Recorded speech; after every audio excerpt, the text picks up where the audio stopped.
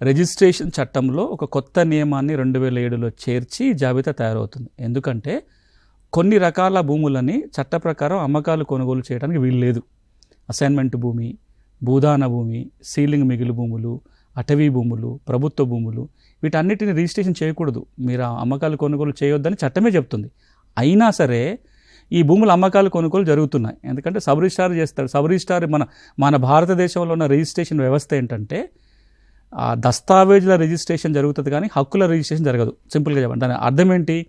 నేను ఒక భూమి మీకు అమ్మితే ఒక కాగితం రాసుకుంటాము. ఈ కాగితాన్ని సబ్ రిజిస్ట్రార్ రిజిస్ట్రేషన్ చేస్తారు తప్ప నాకు హక్కులు ఉన్నాయా లేదా వీటిని మీకు బదలాయిస్తూ అమెరికా, కెనడా లాంటి దేశాలలో ఎట్లయితే రిజిస్ట్రేషన్ జరుగుతుందో మన దగ్గర అట్లా జరగదు.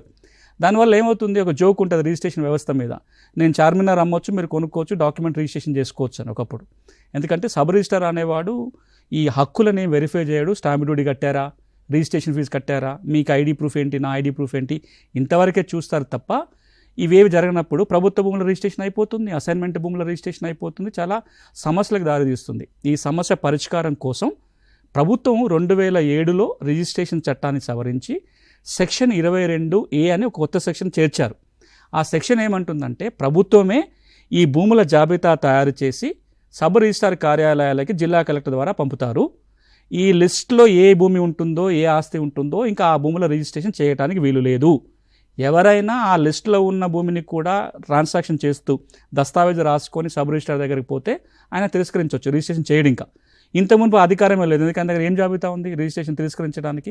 అందుకోసం ఆ లిస్టు తెచ్చినప్పుడు ఇట్లా తయారైన జాబితాలో ఒక 5 కేటగిరీస్ ఉంటాయి. అసైన్మెంట్ భూములవి, భూదానవి, రకరకాల కేటగిరీలలో లిస్టులు సబ్ రిజిస్ట్రార్కి పంపారు. దురదృష్టం ఏమైందంటే ఈ విధంగా తయారైన నిషేధిత ఆస్తుల జాబితాలో పట్టా భూములు కూడా చేరిపోయినాయి. నేను చెప్పిన కేటగిరీ మాత్రమే ఉంటే పర్వాలేదు కానీ తరతరాలుగా పట్టా భూములు కూడా తప్పుగానో టెక్నికల్ పొరపాటు వల్లనో నిషేధ జాబితాలో చేరిపోయినాయి. వాటిని అందులో ఉన్నాయి కాబట్టి నాకు అవసరానికి నమ్ముకోలేను. పట్టా భూమి 2 ఎకరాలు ఉంది. మనం అడిగిన చాలా కాలర్స్లో 10 గుంటల పట్టా భూమి నిషేధ జాబితాలో చేరింది, ఇంకో ఎకరం భూమి నిషేధ జాబితాలో చేరింది చెప్తున్నారు. వీటిని తొలగించాలంటే అధికారం మళ్ళీ ఎవరికి ఉంది? జిల్లా కలెక్టర్కే ఉంది. జిల్లా కలెక్టర్నే చేయాలి. లేదా నేను సివిల్ కోర్టులో పోయి కేసు వేసుకొని ఆ భూమి పట్టా భూమి అని కోర్టు ఆర్డర్ తెచ్చుకుంటే తప్ప నిషేధ జాబితాను తొలగించడానికి వీల్లేదు. ఈ రోజున తెలంగాణ రాష్ట్రంలో కొన్ని లక్షల ఎకరాల పట్టా భూమి తప్పుగానో మరో కారణంగానో నిషేధిత జాబితాలో చేరిపోయింది. దాన్ని సవరించమని కొన్ని వందల వేల దరఖాస్తులు జిల్లా కలెక్టర్లకు వస్తున్నాయి. ప్రభుత్వం దాని మీద ఒక నిర్ణయం తీసుకోవాల్సి ఉంటుంది. ఎందుకంటే పెద్ద ఎత్తున దరఖాస్తులు వస్తున్నాయి. అవి కేవలం జిల్లా కలెక్టర్ మాత్రమే నిర్ణయం తీసుకునే అవకాశం ఉంది. కాబట్టి ఈ జాబితాల సవరణకి ఇంతకు మునిపే హైకోర్టు కొన్ని గైడ్లైన్స్ ఇచ్చింది. ఇంతకుముందు ప్రభుత్వాలు కొన్ని ఆదేశాలు జారీ చేసినాయి. కాబట్టి వీటన్నిటిని దృష్టిలో పెట్టుకొని ఎవరి పట్టా భూమి అయినా కానీ నిషేధ జాబితాలో చేరితే కనుక సులభంగా సవరించుకునేలాగా ప్రభుత్వం కొత్త నియమాలు తీసుకురావాల్సిన అవసరం అయితే ఉంది.